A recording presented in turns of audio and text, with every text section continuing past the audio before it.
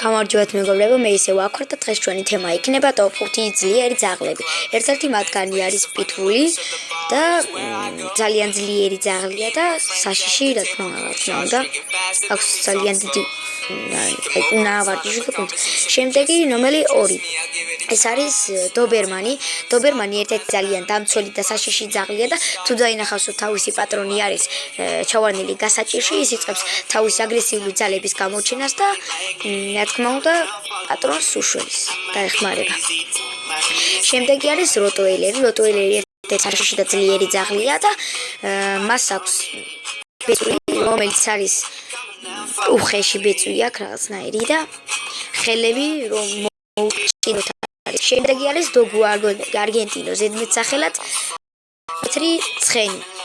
ეს იმიტომ შეარქვეს თეთრი ცხენი, რომ ძალიან სწრაფი და ძლიერი ძაღლია და ამასთანავე საშიში. შემდეგი